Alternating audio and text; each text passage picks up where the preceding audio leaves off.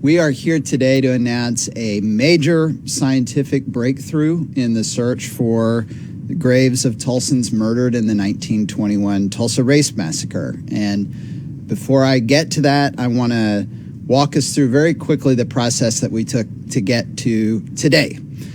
We began with historical research, drawing on decades of work done by researchers, volunteers, and scholars who collected oral histories, documentary evidence, and archival research.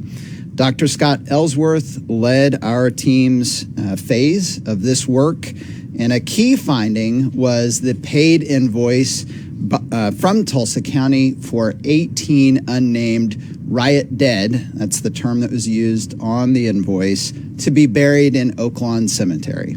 So while our subsequent investigation continues to consider other sites, we know that there are 18 victims buried somewhere in Oak Lawn Cemetery. This led to the next phase, which included geophysical scanning, core sampling, test excavations, and ultimately 2 full excavations in Oak Lawn Cemetery of suspected locations in 2021 and 2022.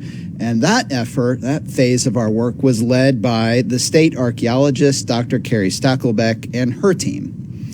When human remains have been identified, they've been analyzed first in the ground, and if forensic experts determined that they showed traits that made them relevant to this investigation, they were exhumed and analyzed in minute detail by Dr. Phoebe Stubblefield and her team. To date, 27 people have been exhumed for that level of analysis.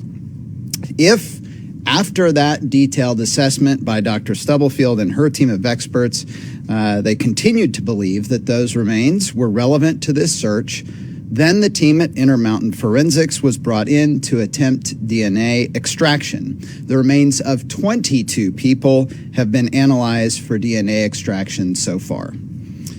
All of these are steps that we outlined at the very beginning of this investigation to Tulsans several years ago. At every stage of the search, the city's primary objective has been to identify missing victims and reunite their remains with their families. At every stage of this search, we have relied upon community leadership from people like Kevin Ross, who began working on this decades ago, and Brenda Nails-Alford, who you will hear from today. But when we discussed the DNA stage at the outset of this investigation, in my mind, we were always thinking about something that was maybe 10 to 15 years out. Instead, thanks to the expertise of the team at Intermountain Forensics and advancements in modern technology, we're here today to announce that the remains of 6 individuals exhumed in our search for race massacre victims have yielded DNA profiles that we can trace to DNA relatives living today. We do not believe a match of this type has ever been achieved before in American history. As you'll see in a moment, the team at Intermountain Forensics has flagged specific surnames in specific counties as DNA relatives of the remains in question. We do not know for certain that these relatives are direct descendants, nor do we know if the remains are definitely race massacre victims. But we do know these remains share DNA with people living in America today. As a mayor who is trying to find our murdered neighbors, my plea to anyone who sees this is a simple one. If you happen to see this news, and you see your last name and a place that you've lived is flagged and you have a family history in Tulsa, please reach out to the research team at tulsa1921dna.org.